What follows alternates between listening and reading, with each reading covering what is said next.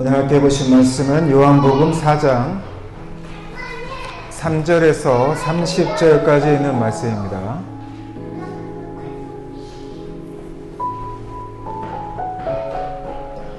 제가 한 절 읽고 성도분들께서 한 절 읽고 교독으로 읽도록 하겠습니다. 4장 3절에서 30절까지 있는 말씀입니다. 제가 이 성경은 신약성경 147쪽입니다. 제가 먼저 읽겠습니다. 3절입니다. 유대를 떠나서 다시 갈릴리로 가실새 사마리아에 있는 수가라 하는 동네에 이르시니 야곱이 그 아들 요셉에게 준 땅이 가깝고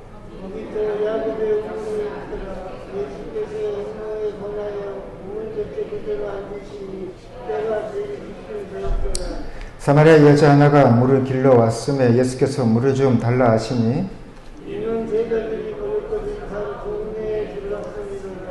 사마리아 여자가 가로되 당신은 유대인으로서 어찌하여 사마리아 여자 나에게 물을 달라 하나이까 하니 이는 유대인이 사마리아인과 상종치 아니함이로라.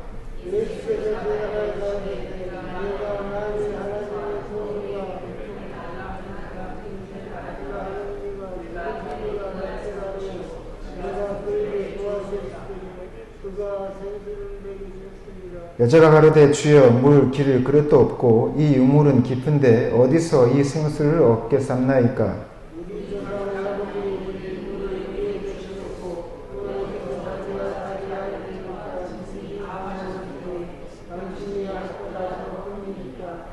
예수께서 대답하여 가라사대 이 물을 먹는 자마다 다시 목마르려니와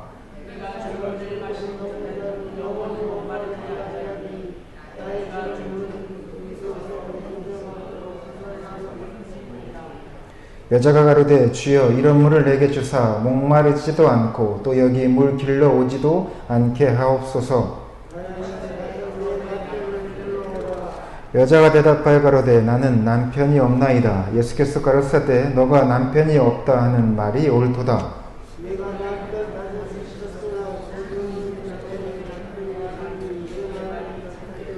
여자가 가로되 주여 내가 보니 선지자로소이다.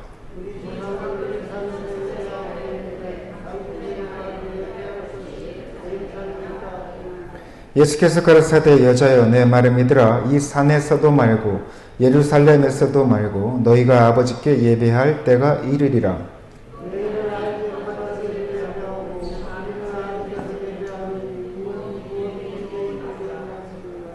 아버지께 참으로 예배하는 자들은 신령과 진정으로 예배할 때가 오나니 곧 이때라. 아버지께서는 이렇게 자기에게 예배하는 자들을 찾으시느니라.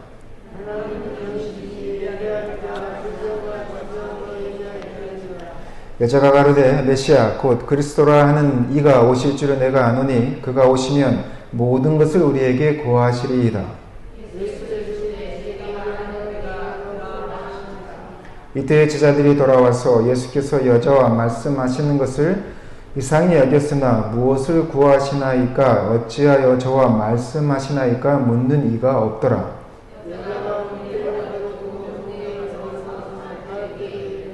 너의 행한 모든 일을 내게 말한 사람을 와보라. 이는 그리스도가 아니냐 하니 아멘. 무려 28절의 긴 구절을 함께 읽으셨습니다. 우리 앞뒤 좌우에 계신 분들과 함께 인사하도록 하겠습니다. 주님의 이름으로 사랑하고 축복합니다 하고 인사하시겠습니다.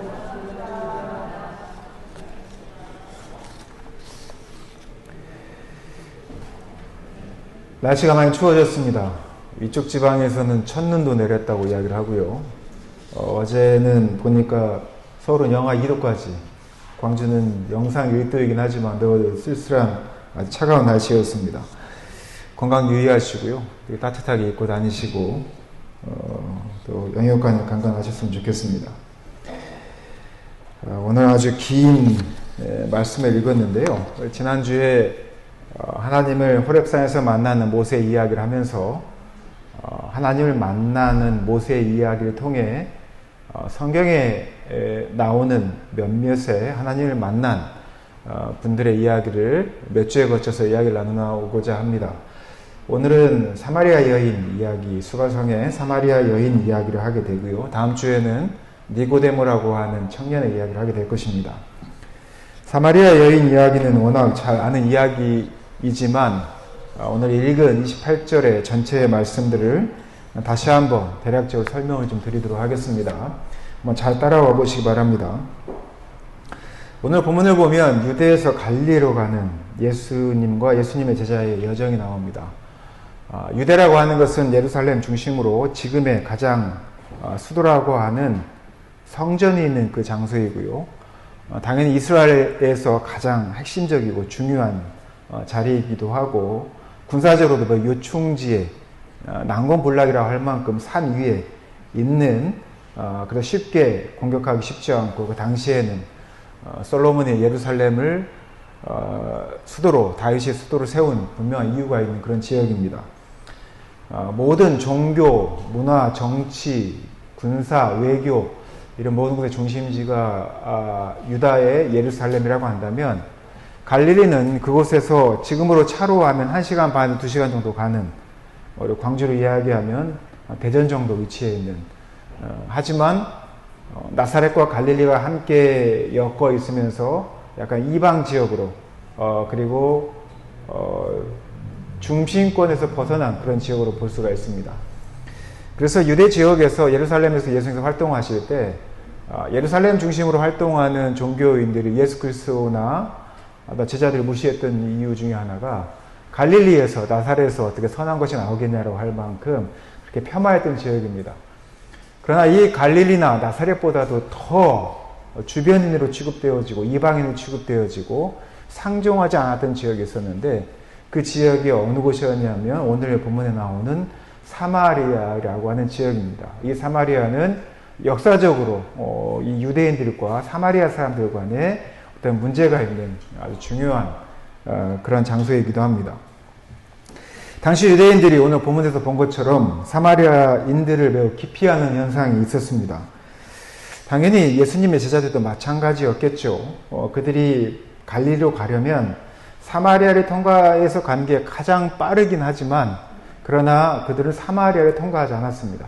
조금 불편하더라도 몇 시간이 더 걸린다 할지라도 사마리아를 통과하지 않고 주변의 다른 지역으로 돌아갈 만큼 이 사마리아인들과 엮이는 것, 그 사마리아인들 기피하는 현상이 유대인들에게 있었는데요. 그 이유가 뭐였냐면 그 이전에 다윗과 솔로몬의 역사 이후 그 북이스라엘이 멸망했을 때 이 이스라엘이 멸망하게 한 아시리아와 그리고 이 북이스라엘 사람들이 서로 통혼을 하거나 결혼을 통해서 그들의 전통적인 혈통이 더러워졌다라고 생각했던 게 이 사마리아인 사람들이었습니다. 유대인들은 자신들의 혈통을 수백 년 동안 지켜왔는데 아시리아의 침범을 당한 북이스라엘은 자신들의 생존을 위해서 그들의 혈통을 저버렸다. 순수 혈통이 아니라고 이야기하는 것이죠. 안 좋은 말로 얘기하면 잡종이라고 이야기하는 겁니다. 아시리아에 멸망할 때 사마리아인들과 아시리아인들의 피가 섞였다라고 하는 것이죠. 그렇게 주장하면서 사마리아인들을 유대인들은 극히 싫어했습니다. 그래서 예수님의 일행이 사마리아에 있는 수가라고 하는 즉 그 야곱의 우물이 있는 그곳을 지나가게 되었는데 이 제자들은 좀 싫어했지만 예수님이 가자고 하니까 어쩔 수 없이 따라가게 되었던 것이죠. 그리고 그 우물 곁에 예수님이 지금 잠시 머물게 된 겁니다. 근데 먹을 게 없었어요. 그래서 제자들이 잠시 아랫동네에 밑동네에 가서 음식을 구하러 간 사이에 사마리아 여인이 제6시라고 하지만 우리의 지금 시간으로 이야기하면 정오 12시입니다. 아주 해가 뜨거운 그런 날에 사마리아 여인이 이 우물에 물을 길러 오면서 예수님을 만나게 됩니다. 지금도 우리나라에서는 시골에서 농사를 지을 때 여름에 햇빛이 뜨거운 날은 농사를 짓지 않죠. 새벽 일찍 3시, 4시에 나가서 아침에 일을 하고 점심때 쉬고 또 오후에 일을 하는 그러한 일을 하는데요.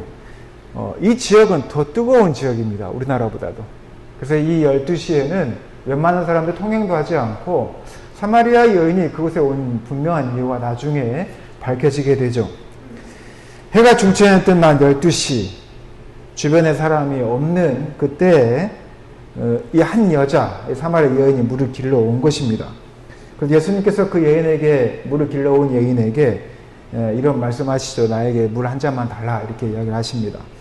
그러면서 사마리아 여인과 예수님이 대화를 하기 시작합니다. 여인의 반응이 재밌죠. 당신은 딱 보니까 유대인인데, 유대인들은 사마리아인하고 잘 상종치도 않고, 그리고 내가 여자인데 유대인 남자가 왜 사마리아 여인에게 말을 거느냐라고 약간 의문스러운 질문을 합니다. 당신 딱 봐도 유대인이 왜 저한테 물을 주는 건가? 라고 이렇게 투명스럽게 묻는 것이죠. 답하는 것이죠. 그래서 예수님께서 이런 말씀하십니다. 네가 내가 어떠한 사람인지를 안다면 너가 나에게 물을 줬을 것이다 라는 이야기합니다. 굉장히 자신감 있는 태도이기도 하고, 사마리아 여인이 볼 때는 되게 의외의 대답이기도 했습니다. 그러자 항상 이 정오에, 이 뜨거운 날씨에 물을 길러왔던 여인이 이 예수님과 대화하는 과정에 그의 태도가 바뀌는 것을 보게 됩니다. 그 말의 가장 중요한 이유는, 너가 만약에 내가 누구인지 알았고 또한 나로 하여금 공급받는 그 물이 어떠한 물인지 알게 되었다고 한다면 너는 나에게 이렇게 함부로 하지 않았을 거야 라는 이야기에, 정말 그 뜨거운 날에 물을 길러오는 그 고생을 덜 수 있겠다라는 생각에 그 공손해지는 장면을 보게 됩니다. 그리고 예수님께 요청을 하죠. 나에게 그 생수를 달라. 나에게 그 생수를 주면 내가 얼마나 내 삶에 도움이 될지 당신이 모르겠지만 그 생수를 나에게 줬으면 좋겠다라고 이야기를 합니다. 그러자 예수님께서 아주 이상한 말을 하시죠. 네 남편을 좀 데리고라, 이야기를 합니다. 그러자 그녀가 이렇게 대답을 하죠. 자기는 남편이 없다고 이야기를 합니다. 사실 그녀는 남편 5명을 만났고 이혼과 재혼을 계속 반복하면서 현재는 매우 쓸쓸한 처지에 있는 여인입니다. 지금 이 시대에도 사실 5명의 남편과 이혼하고 재혼했다고 하면 보통 그런 사연이 있는 인생은 아닐 것입니다. 그랬던 여인의 처지를 예수님께서 안다는 것이, 오늘 처음 만난 유대인 남자가 안다는 것이 그 여인에게는 매우 신기했고 매우 신통했을 것입니다. 신비했겠지요. 그래서 그 여인은 예수님을 어떤 존재로 여기냐면 선지자라고 생각합니다. 예언을 하거나 자신의 상황을, 처지를 알 수 있는 그 정도의 꿰뚫어 볼 수 있는 눈을 가진 이는 자기가 볼 때는 선지자밖에 없을 것이다 라고 생각하게 되는 것이죠. 그래서 그에게 이런 질문을 합니다. 우리 사마리아인들은 여기서 예배를, 이 산에서 여로보암이 만든 산당에서 그렇게 예배처를 만들어 놓은 또 다른 예배처에서 예배를 드리는 것이 옳다라고 조상 대대로부터 여겨져 왔는데, 당신 유대인들은 예루살렘 성전에 있는 곳에만 하나님 임재하시고 그곳에서만 예배를 드려야 된다라고 얘기하는데, 선지자여, 그럼 우리가 예배 드려야 될 것이 어디입니까? 라고 묻는 그런 질문을 하게 되죠. 왜요? 그가 선지자라고 묻기 때문에 평소에 그가 신앙인으로서 그의 삶 가운데 물어보고 싶었던 근본적인 질문을 하고 있는 겁니다. 이 질문에는요, 여러 가지 의문이 담겨져 있습니다. 여러 가지 질문이 한 가지 질문 안에 담겨 있는 것이죠. 사실 나는 하나님을 예배하고 싶은데 어떻게 예배를 드려야 되는 것이, 또한 하나님을 내가 만나려면 어떻게 하는 것이 가장 옳습니까? 어떻게 해야 됩니까? 라고는 아주 근본적인 신앙적인 질문을 하는 것이죠. 그때 예수님께서 아주 유명한 말씀을 하십니다. 오늘 본문 말씀에 나와 있죠. 23절에 보면, 아버지께 참으로 예배하는 자들은 신령과 진정으로 예배할 때가 오나니 곧 이때라. 아버지께서는 이렇게 자기에게 예배하지 하는 자들을 찾으시느니라. 하나님은 영이시니 예배하는 자가 신령과 진정으로 예배할 것이다. 이 말씀을 하십니다. 이 말씀의 전제가 뭐였냐면, 여자여 내 말을 믿으라. 이 산에서도 말고 예루살렘에서도 말고 너희 아버지께 예배할 때가 이를 것이다 라고 이야기를 합니다. 이 본문 말씀은요, 우리가 드리는 예배의 가장 핵심적인 요소를 정확하게 드러내고 있습니다. 사마리아 여인에게 궁금했던 그 질문에 대한 대답이었지만 2000년 전부터 지금 이 시대까지 우리에게 예배자가 어떠한 사람들인지, 또한 예배를 통해서 만난 하나님은 어떠한 존재인지를 너무나 잘 드러내는 그러한 본문이 오늘 사마리아 여인과의 대화에서 나오고 있습니다.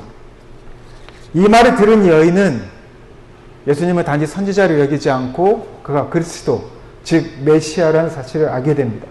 그리고 그 즉시 다시 마을로 돌아가서 자신이 누구를? 메시아라는 말과 그리스도라는 말이 동일한 말입니다. 우리말로 이야기하면 구원자란 뜻이죠. 메시아는 히브리어고 그리스도는 헬라어고 구원자는 한국말입니다. 다 똑같은 말입니다. 그가 메시아, 즉 그리스도라는 것을 알고 그가 만났다라고 이야기하고 사람들에게 전합니다. 만 12시에 물을 길러 올 만큼 사람들을 기피하고 자기 삶의 처지를 비관하였던 그 여인이 예수 그리스도를 만나고 난 후에 마을 사람들에게 찾아가서 내가 메시아를 만났다라고 증언하게 되고 마을 사람들과 함께 예수님을 찾아오게 되고 그에게 예수 그리스도의 말씀을 듣고 예수 그리스도를 믿게 되었다라는 것이 오늘 본문 여러분들이 읽으신 내용의 대체적인 내용입니다. 오늘 요한복음서에 보면 수세기 동안 적대적인 관계였던 사마리아 여인과 유대인이었던 예수님이 대화를 하는 장면이 나옵니다. 이 장면은 예수 그리스도께서 인성이, 또한 예수께서 마음이, 또한 예수께서 하나님의 자녀, 하나님의 아들이기 때문에 그 넉넉한 마음으로 사마리아 여인을 만났다라고 단순하게 이해할 수도 있지만, 그러나 이 만남은 매우 극적인 만남입니다. 보통 우리가 서로 화해할 수 없고 서로 만남조차도 이루어지지 않는 그 경계와 벽이 너무나 거대해서 서로 어떠한 소통도 할 수 없는 존재들이 만나면 그게 아주 큰 사건이 되고 기사화가 됩니다. 지금 우리가 먼 이스라엘과 또한 가자 지구가 그 문제를 해결하지 못해서 서로 대립하고 있죠. 이스라엘 편이냐 아니면 가자 지구에 있는 하마스 정부 편을 이야기하느냐를 이야기하자는 것이 아니라 그 둘 사이에 있는 수천 년간의 앙금, 거대한 벽을 서로 해소하지 못해서 결국에는 서로를 죽이고 죽이는, 단지 몇백 명이 아니라 지금 수만 명의 사람들의 목숨이 위태하고 실제 죽는 그러한 현장, 그리고 그것들을 신앙의 이름으로 정당화하는 그 현장을 보면 사실 오늘 본문에 나오는 예수님과, 유대인이었던 예수님과 사마리아 여인이 만난 이 장면은 아주 시사하는 바가 아주 크다는 것을 우리가 알 수가 있습니다. 하나님의 선민으로서 혈통을 너무나 목숨처럼 중요하게 여기는 유대인들, 그리고 이방 민족이고 혈통이 섞어버렸다고 하는 이 사마리아인, 특히 유대인으로 하여금 멸시당하고 상주조차 않았던 그러한 이 두 만남은 우리 시대에 우리가 살아가야 될 그리스도인들이 우리의 삶의 태도가 어떠해야 하는지를 너무나 잘 보여주는 장면입니다. 오늘 이 장면은 요한복음 기록자가 기록하고 있지만 유대인들이 읽기에도 매우 이례적인 내용입니다. 그리스도인이 아니었다고 한다면 이 이야기를 들을 때 그들은 쉽게 그것을 수용하지 못할 거부감이 많은 내용이었을 것입니다. 그러나 이 요한이 기록한 당시의 공동체들은 이 말씀을 들으면서 은혜를 받았습니다. 그리고 그리스도인들은 그렇게 해야 된다는 것을 당연하게 여겼습니다. 그래서 요한의 공동체와 또한 신약에 나와 있는 많은 공동체들이 비록 처음에는 유대인과 이방인들이 함께 섞이며 예배를 드리는 것이 불가능해 보였고, 또한 예수 그리스도의 복음이 유대인에게만 해당되는 것일 줄 알았던 이것이 이방 선교로 나아가게 되는 첫 시작점으로 될 수 있었던 그런 계기가 된 것입니다. 우리 안에는 너무나 많은 편견들과 선입견이 있습니다. 혹시 여러분들 후레자식이라는 이야기 아시죠? 이 표현에 대한 어원은 많은 해석들이 있습니다만, 우리가 후레자식, 또 호려자식, 호로자식 이런 표현들은 사실은 아주 안 좋은 표현이죠. 어떤 분들은 홀아비에에게서 자란, 또는 편부모 밑에서 자란, 그래서 뭐 안 좋은 표현으로 옛날에는 근본이었거나 버릇이었거나 그러나 교육받지 못한, 그래서 남들에게 함부로 하고 인생을 막 사는 사람, 이러한 사람을 표현할 때 후레자식, 호려자식이라는 표현을 했습니다. 사실 이 표현은 아주 큰 역사의 아픔이 있죠. 우리가 나라가 전쟁사를 겪으면서 전쟁을 통해서 낳게 된, 어쩌면 아빠가 누구인지 모르는 그러한 자녀들에 대한 그런 편견들이 그들의 삶을 결정하게 되고, 그리고 사회적 편견과 선입견이 이 단어 하나에 그대로 드러나고 있는 것이 그런 표현들입니다.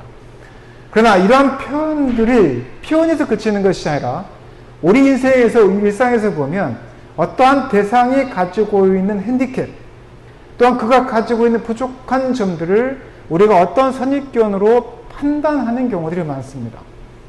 장애에 대해서도 그렇고요, 여성에 대해서도 그렇고요, 사회적 약자에 대해서도 그렇고요, 그리고 우리가 만나는 많은 사람들의 나와 다른 점들을 틀렸다라고 표현하면서 그들을 하나의 단어나 문화 안에서 규정하는 경우들이 많습니다. 특히 그리스도인들이 그러한 우를 많이 범하기도 하고요, 교회 안에서 그런 일들이 많은데, 이러한 편견을 무참하게 깨트리시는 분이 바로 예수 그리스도이십니다. 오늘 사마리아 여인을 만난 예수 그리스도는요, 예수님은요, 장애인을 만나는 것도 그 어떠한 편견을 갖지 않으셨고요, 또한 사회적 약자였던 여인들, 고아들, 그리고 가난한 이들을 만나는 것에 대해서 예수 그리스도는 그 어떤 편견과 선입견도 가지지 않고 그들을 만났습니다. 혈통주의, 적통주의에 사로잡혔던 유대인들은 그러한 예수 그리스도가 불편할 수밖에 없었던 이유입니다.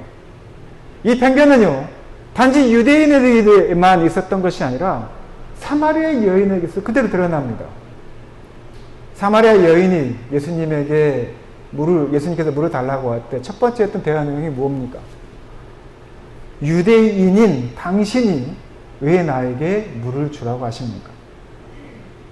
수백 년 동안 북이스라엘과 남유다가 망하고 난 후에, 그 이후에 다시 이스라엘에 정착한 이스라엘 사람들조차도 전통주의, 적통주의, 혈통주의를 갖고 있는 유대인과 또한 이방인처럼 취급받았던 사마리안조차도 이러한 관계들을 너무나 당연시 여기고, 또한 그런 표현이 그들 안에서 녹아 있었다는 것입니다. 사마리아 여인이 이렇게 얘기를 합니다. 당신은 유대인으로서, 남자로서 어찌하여 사마리아 여자인 나에게 물을 달라고 하십니까? 이렇게 이야기를 하는 것이죠. 그래서 예수님께 뭐라고 대답하십니까? 물 좀 달라 하는 이가 누구인지를 알았다면 너가 그에게, 즉 나에게 구하였을 것이요, 그가 생수를 너에게 주었을 것이다 라고 하는 전혀 다른 이야기를 하십니다. 나와 너와 어떠한 관계에, 어떤 문화적, 역사적, 사회적 위치의 관계에 있든지 간에 내가 너에게 무엇을 줄 줄 알았다고 한다면 그 모든 것이 무슨 상관이 있겠느냐라고 이야기하는 것입니다. 그리스도의 복음은 사람을 가리지 않습니다. 나라를 가리지 않습니다. 남자이냐 여자이냐, 귀하냐 부자이냐 가난하냐, 내가 어느 사회에 살아가느냐를 가리지 않습니다.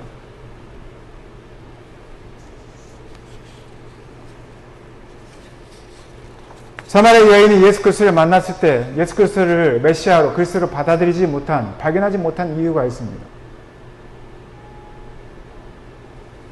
사마리아 여인이 왜 예배에 대한 질문을 했을까요? 혈통주의, 적통주의에 사로잡힌 유대인을 만났을 때 왜 당신이 나에게 말을 건느냐라고 하는 편협한 선입견을 가지고 그에게 이야기를 했을까요? 사마리아 여인은요, 끊임없이 자기 신앙에 대한 질문을 가지고 있었습니다. 그는 하나님을 믿는데 왜 내 인생은 이럴까? 나는 하나님을 예배한다고 하는데, 나는 하나님을 믿는다고 하는데, 그 믿음에 대한 본질, 예배에 대한 혼란스러움과 동시에 내가 속한 이 사마리아 이 사회조차에서도 내가 인정받지 못하고 배제당하고 혐오당하는 자신의 인생에 대한 진지한 질문이 있었을 것입니다. 그런 사마리아 여인에게 예수 그리스도는 어떤 구원자로 나타났어야 했을까요? 신데렐라에서 보는 왕자의 모습이었을 것입니다. 우리가 생각하는 아주 신비하고 정말 우리가 상상할 수 없는 그런 존재로서 그런 구원자의 모습으로서 예수 그리스도가 당신에게 드러나기를 바라는 것이 아마 사마리아 여인의 기다리는 메시아 그리스도의 모습이었을지 모릅니다. 그러나 지금 당장 그에게 나타난 예수 그리스도는 너무나 평범한 한 명의 사람이었습니다. 상상해 보십시오. 사마리아 여인이 그런 신앙적인 궁금증 가운데 그 고통 가운데 고민 가운데 12시에 만났던 한 남자, 그 남자가 메시아 그리스도인이라는 것을 상상해냈겠습니까? 그가 나에게 내 인생의 가장 절대절명의 문제를 해결해 줄 그 생수를 공급할 메시아 그리스도라는 것을 그는 상상이나 했겠냐는 것입니다. 그는 그러지 못했을 것입니다. 여자가 예수께 말하기를 이렇게 이야기합니다. 나는 그리스도라고 하는, 오늘 본문에 있는 내용입니다. 나는 그리스도라고 하는 메시아가 오실 것을 너무나 잘 압니다. 그가 오시면 우리에게 모든 것을 알려주실 겁니다. 라는 이야기를 합니다. 다시 말하면 이 사마리아 여인은 예수 그리스도를, 나를 구원할 구원자를, 그리스도를 메시아를 기대하고 또한 만나기를 고대하고 있었다는 것입니다. 그러나 그러한 예수 그리스도가 너무나 평범하게 그 일상 가운데 갑자기 훅 들어왔습니다. 그리고 예수님은 그렇게 이야기하죠. 너가 기다리고 기대하고 고대하고 있는 그 메시아가 누구다? 그가 바로 나다라는 이야기를 합니다. 예수님의 이 대답, 사마리아 여인에게는 매우 충격적이었을 것입니다. 유대인과 사마리아인들은 오랫동안 메시아를 기다려왔죠. 그런데 그렇게 기다려오던 메시아, 그 메시아가 보잘것 없는 땅 사마리아에 등장했습니다. 그것도 사람의 모습으로, 인간의 모습으로 오셨습니다. 그리고 지금 고작 물 한 잔을 달라고 지금 얘기하십니다. 여러분들이 사마리아 여인이라고 하면 빙의해 보십시오. 내가 지금 메시아를 기다리고 있습니다. 그리스도를 기다리고 있어요. 내 인생에 너무나 힘들고 어려운 문제들이 있습니다. 건강의 문제든, 내 재산의 문제든, 경제적인 문제든, 관계의 문제든, 나에게 너무나 많은 힘들고 어려운 문제들이 있어요. 그래서 예수님께서 이 문제 해결해 주셨으면 좋겠어요. 나에게 구원자로 오셔서 이 문제들을 다 해결해 주셨으면 좋겠습니다. 말끔하게 해결해 주면 좋겠는데, 사마리아 여인도 지금 그런 기대를 갖고 있는 거잖아요. 그런데 그곳자 그 땅에, 너무나 천대받고 천시받았던 그 땅에, 그것도 뜨거운 땡볕이 있는 12시에 너무나 비천한 사마리아 여인에게 예수 그리스도께서 오셔서, 그것도 사람의 모습으로 오셔서 고작 물 한 잔을 자기한테 부탁하고 있는 거예요. 눈을 예언해왔던, 구약에 예언해왔던 생명의 근원이시오, 나의 생수이신 예수 그리스도의 모습이 아니라 자신의 갈증을 해결하고자 물 한 잔을 요청하는 그 예수 그리스도, 이 모습을 처음 보았을 때 사마리아 여인은 그를 절대 그리스도라고, 메시아라고 여기지 못했을 것입니다. 그러나 그런 그와 대화하던 중에 또한 예수 그리스도를 만나는 그 현장에서 사마리아 여인은 나에게 생수를 공급할 그리스도가 누구인지 알게 되었습니다. 너무나 평범한 일상 가운데, 내 삶 가운데 예수 그리스도를 경험하게 되는 것이죠.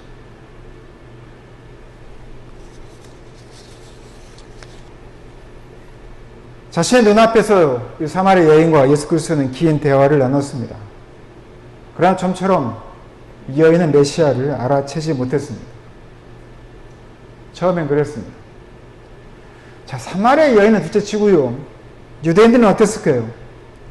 사마리아 여인은 사람 취급도 아니하고 구원받지 못할 존재, 지옥의 땔감나무 정도로만 보았던 적통이라고 이해하는 혈통주의에 사로잡혀 있는 유대인들은 예수님을 어떻게 바라보았을까요? 그들은 예수님의 근본을 정말 알아보았을까요? 유대인들은 예수님을 어떤 존재로 여겼냐면 그냥 요셉의 아들, 목수 요셉의 아들 정도만 여겼습니다. 그러니 그가 나사렛에서 갈릴리에서 무슨 선한 게 나오겠냐라는 이러한 편협한 말을 했겠죠. 또 예수를 배우지 못한 사람 정도로 인정했을 겁니다. 그렇기 때문에 그가 말씀을 가지고 이야기할 때 그들이 놀란 이유가 거기에 있습니다. 그리고 예수 그리스도는 그저 한낱 사람이면서 하나님의 행사를 하는 신성 모독의 죄를 저지른 그러한 존재로 그들은 여겼습니다. 그래서 율법에 능하고 또한 성전에서 예배를 책임지고 있는 서기관들과 바리새인들은 예수의 거짓 증거를 찾아서 그를 신성 모독한 사람으로 치부하며 결국에는 십자가에 못 박는 큰 죄를 범하게 되죠. 이것이 당시 유대인들과 종교 지도자들의 눈에 비친 예수 그리스도의 모습이었습니다. 사실 예수님께서는 공생의 3년 동안 끊임없이 왜 당신이 하나님의 아들인지를 말씀해 주셨습니다. 생명수를 주셨습니다. 그러나 유대인들은 자신의 눈에 씌어져 있는 편협한 생각과 편견과 선입견으로 예수 그리스도를 바라보지 못했습니다. 그들이 기다리던 메시아 예수 그리스도는 도대체 누구였기 때문에 그랬을 거예요. 사마리아 여인도 마찬가지였습니다. 다른 맥락이지만 마찬가지였습니다. 그래서 예수님과 오랫동안 이야기를 나누었지만 예수 그리스도가 메시아임을 처음엔 발견하지 못하게 되죠. 그러한 하나님을 예수 그리스도를 사마리아 여인이 만나게 됩니다. 그저 선지자처럼 생각했던 그가 자신의 생명을 살리는 생수를 공급하는 메시아로 만나게 되는 그 현장, 나의 일상 가운데, 나의 평범한 일상 가운데, 내가 너무나 힘들고 어려운 그 일상 가운데 내가 원했던, 내가 만들어냈던 그 허상의 신이 아닌 나의 친구로, 또한 나의 삶을 알아가는 이로, 또한 나와 함께하는 이로서 오셨던 그러한 사람 예수 그리스도를 사마리아 여인이 만났을 때 그가 메시아였음을 발견하게 됩니다.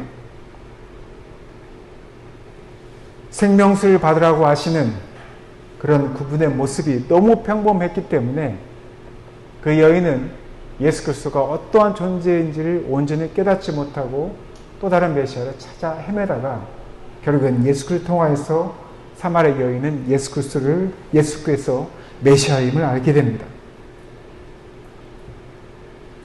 사마리아 여인이 예수 그리스도를 메시아로 인정하게 된 것은 엄청난 교리 때문이 아닙니다. 어떤 화려한 성전 때문이 아닙니다. 사마리아 여인이 예수 그리스도를 메시아로 인정하게 된 첫 번째 계기는 과거 자신의 죄가 무엇인지를 인정하게 되고 자신을 내려놓고 겸손히 예수의 말씀을 경청했기 때문입니다. 바로 그러한 현장 가운데 생수의 비밀, 생명의 비밀인 사람으로 오신 예수 그리스도를 영접하는 축복으로 이어지게 된 것이죠. 사랑하는 제1교회 성도 여러분, 오늘 사마리아 여인이 하나님 예수 그리스도를 만나는 장면을 보았습니다. 이 장면은 예수 그리스도가 저 멀리 하늘 위에 계신 분이 아니라 예수 그리스도께서 사마리아 여인의 일상에서 그와 소통하는 장면을 통해서 우리는 발견할 수 있는 것입니다. 일상에서 만나는 하나님. 물론 우리가 어떠한 신비한 경험을 통해서 하나님을 예수 그리스도를 만날 수도 있습니다. 그러나 오늘 사마리아 여인은 그가 일상 가운데서 그가 가졌던 모든 처지 가운데서 함께 하셨던 예수 그리스도를 통하여서 하나님을 만났습니다. 소통하는 예수 그리스도를 만났습니다. 그 하나님을 인격적으로 만났을 때 자신의 죄를 볼 수 있게 되었고 또한 자신에게 생수를 공급한 예수 그리스도를 발견하게 되었고 또한 이전의 삶이 아닌 새로운 삶을 살아갈 수 있는 결단을 하게 하는 예수 그리스도를 경험하게 된 것입니다. 그래서 그 즉시 그는 마을로 돌아가 사람들에게 자신이 예수 그리스도를 만났다라고 당당하게 선포할 수 있었고, 또 다른 이에게 예수 그리스도를 만나게 하는 기쁨을 맛보게 한 곳입니다. 사랑하는 제일교회 성도 여러분, 교회는요, 또한 신앙은 충성 경쟁하는 것이 아닙니다. 끊임없이 죄의식을 공급함으로써 내가 지옥에 갈까봐 두려움으로 하나님을 만나게 하는 것이 교회 공동체의 신앙의 자세가 아닙니다. 이 충성 경쟁이라고 하는 것은 결국은 우리에게 교리주의나 아니면 율법주의 또는 형식주의로 우리가 사로잡히게 만듭니다.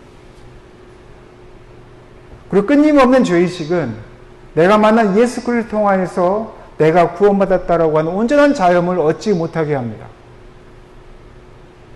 이러한 모든 것들에서 벗어난 예수 그리스도를 내가 만남으로, 내가 예수 그리스도를 믿음으로 나의 죄를 발견하고 내 자신을 내려놓고 예수님과 소통하는 그 현장이 내 신앙의 첫 출발이 되어야 되고, 교회는 그러한 공동체가 되어야 하며, 예수 그리스도를 내가 그렇게 경험을 할 때 우리는 온전한 자유함 가운데 교회 안에서 공동체를, 또한 사회 안에서 내가 그리스도인의 삶을 살아가는 첫 출발점을 삼을 수 있는 것입니다. 이 여인이 어떻게 다시 자기 동네로 돌아갔는지 그 첫 출발점을 잘 기억하십시오. 예수 그리스도를 통해서 그가 생수가 무엇인지를 발견했기 때문입니다. 사랑하는 제일교회 성도 여러분, 사랑하는 성도들께서 예수 그리스도를 만났을 때 여러분들이 해갈의 경험을 했었던 그 생수가 무엇입니까? 그 생수가 무엇입니까? 하나님을 만난 사람들이라고 한다면 예수님과 내가 소통하였던 그 지점, 하나님을 인격적으로 만났던 그 지점이 무엇인지를 다시 한번 되새기고 다시 한번 꼬시어 봐야 합니다.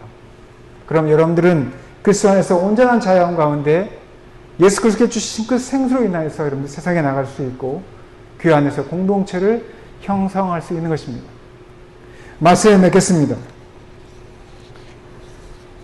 사마리아 여인은 너무나 평범한 한 남자를 만났습니다.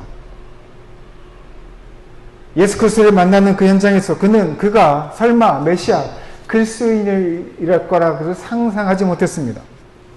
그러나 그가 그 현장에서, 일상에서 예수 그리스도와 소통할 때 하나님께서 왜 인간의 모습으로 이 세상에 오셨는지, 왜 자신과 소통하려고 하는지 그 근본적인 질문의 해답을 얻게 되었습니다.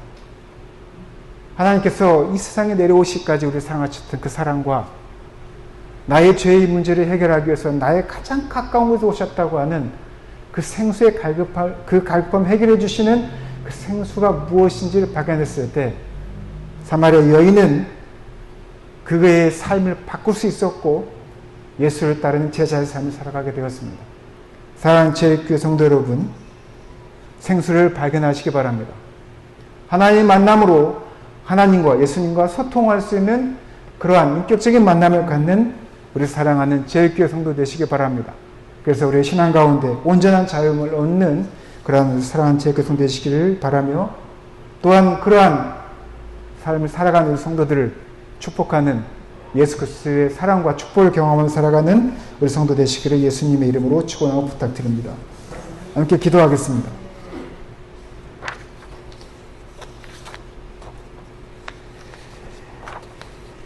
너무나 비천하여 너무나 소외되어서 하나님을 예수 그리스도를 절대 만날 수 없을 것이라고 생각하였던 이 사마리아 여인이 오늘 자신의 힘든 처지 가운데, 너무나 어려운 일상 가운데 하나님을 만나게 됩니다. 예수님을 만나 대화하는 중에, 예수님의 말씀을 듣는 중에 그가 갈급하던 생수가 무엇인지를 알게 되었고 그리스도를 만나게 되었고 그 하나님을 인격적으로 만나고 소통함으로 그의 인생이 바뀌게 됩니다. 아버지 하나님, 우리 사랑하는 제일교회 성도들의 삶들이 그러하게 주님 도와주시옵소서. 우리 일상 가운데, 우리의 평범한 하루하루 가운데 하나님을 만나게 하시고 아버지 하나님, 그러한 하나님으로 인하여서, 예수 그리스도에 인하여서 위로받게 하시고, 또한 삶의 이유를 얻게 하시고, 또 다른 이들을 사랑하며 관계 회복하는 그러한 이유들을 아버지 하나님, 우리가 알게 되는 사랑하는 제일교회 성도에게 주님 축복하여 주시옵소서.